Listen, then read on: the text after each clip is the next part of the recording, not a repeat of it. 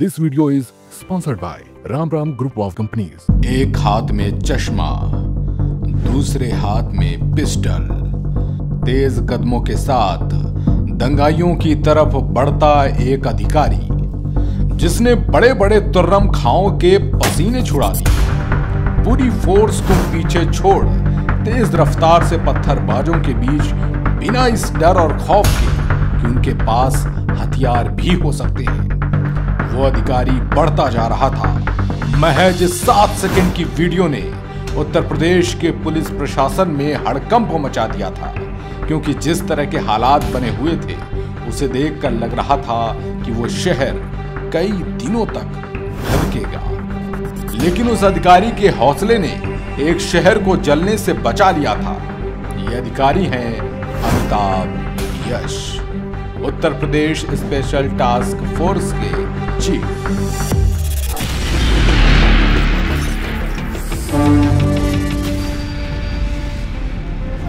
तारीख 11 अप्रैल 1971, जगह भोजपुर, बिहार। बिहार कैडर के एक बड़े अधिकारी रामयश सिंह के यहां एक बच्चे का जन्म हुआ। नाम रखा अमिताभ।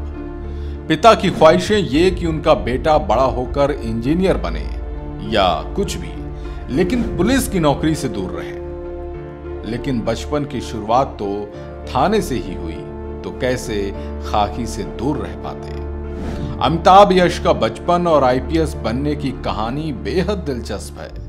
दरअसल अमिताभ यश ने अपने पिता की ख्वाहिश को पूरा करने के लिए स्कूली पढ़ाई पटना से की और फिर आगे की पढ़ाई करने के लिए दिल्ली पहुंचे, जहां उन्होंने दिल्ली यूनिवर्सिटी के सेंट स्टीफन कॉलेज से ग्रेजुएशन किया। ऊंचाई पर पहुंचने का सपना तो अमिताभ यश ने पहले ही देख लिया था, तो आईआईटी कानपुर से केमिस्ट्री से एमएससी की। लेकिन शुरुआती पढ़ाई के दौरान ही पिता के पुलिस में होने का असर भी अमिताभ यश पर बराबर पड़ा। अमिताभ यश के पिता रामयश सिंह बिहार कैडर के अधिकारी थे और डीआईजी के पद से रिटायर हुए।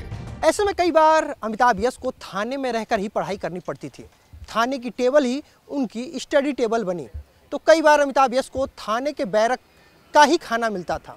ऐसे में एमएससी करने के बाद अमिताभ यश का झुकाव यूपीएससी की तरफ हुआ और साल 1996 में यूपीएससी क्लियर भी कर लिया। आखिरकार पिता की विरासत यानी देश सेवा के जुनून को आगे बढ़ाने के लिए अमिताभ यश आईपीएस बने। 4 सितंबर 1998 में अमिताभ यश को आईपीएस के तौर पर कंफर्मेशन मिला और पहली पोस्टिंग संत कबीर नगर में एसपी के तौर पर हुई।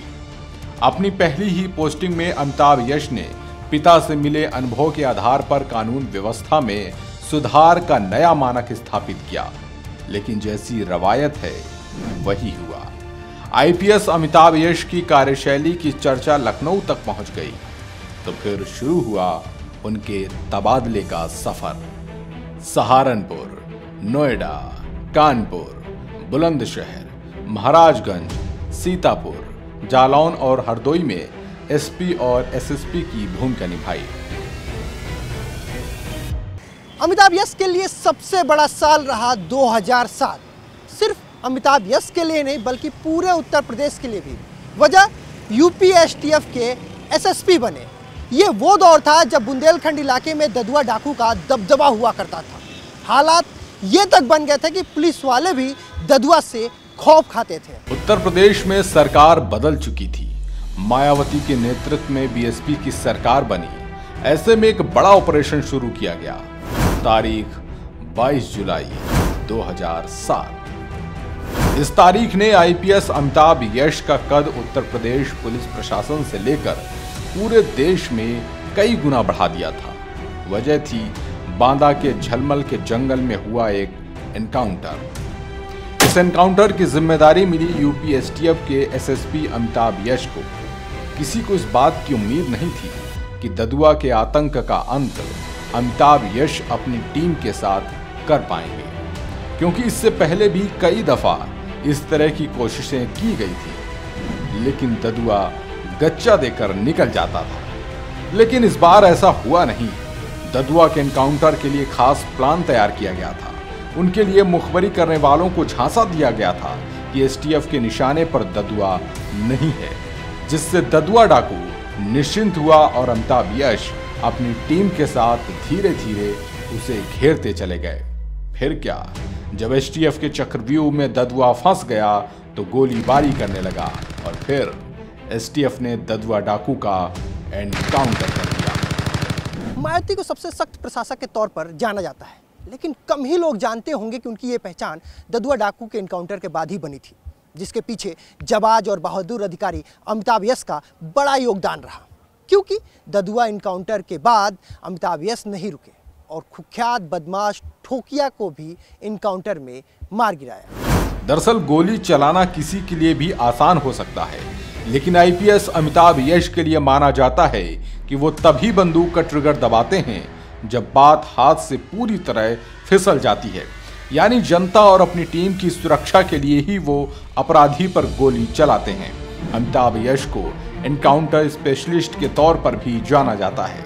अब तक वो करीब 150 अपराधियों का एनकाउंटर कर चुके हैं, जिसमें 8 पुलिसकर्मियों की हत्या करने वाला विकास दुबे भी शामिल है।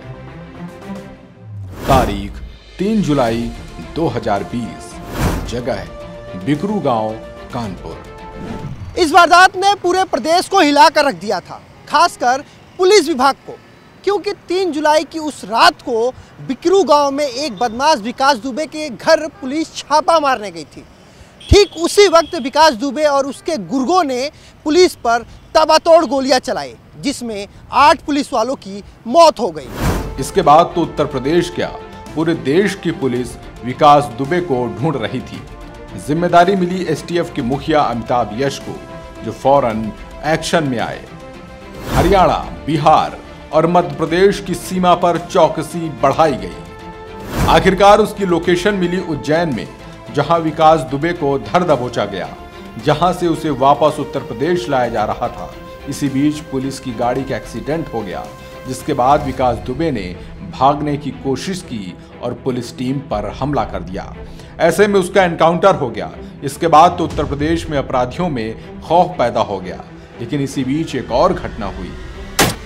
तारीख 24 फरवरी 2023, जगह प्रयागराज। विधायक राजू पाल हत्याकांड के गवाह उमेश पाल की सरेआम हत्या कर दी गई।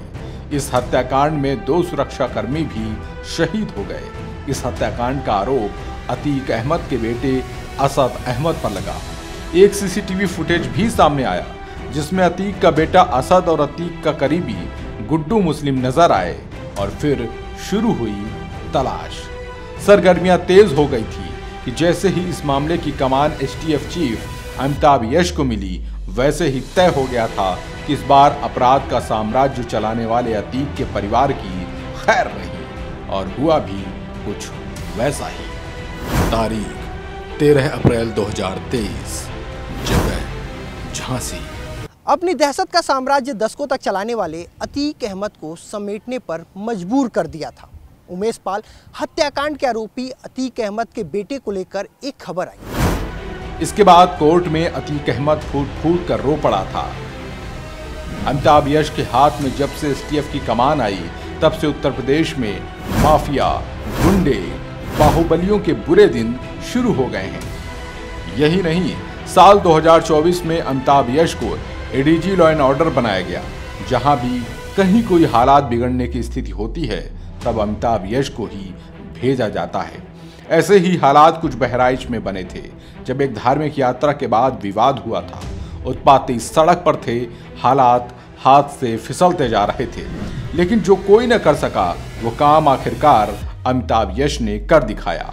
कुछ ही घंटों के भीतर बहराइच में हालात काबू में ला दिए। अमिताभ यश एक मेहनती, ईमानदार और कर्मठ अफसरों में गिने जाते हैं। सरकार किसी की भी हो, अमिताभ यश अपनी कार्यशैली की वजह से हर सरकार के पसंदीदा अफसरों में शुमार रहे हैं। अमिताभ यश के पिता जहां बिहार कैडर के डीआईजी के पद से रिटायर हुए, तो वहीं उनके ससुर भी आईपीएस अधिकारी थे।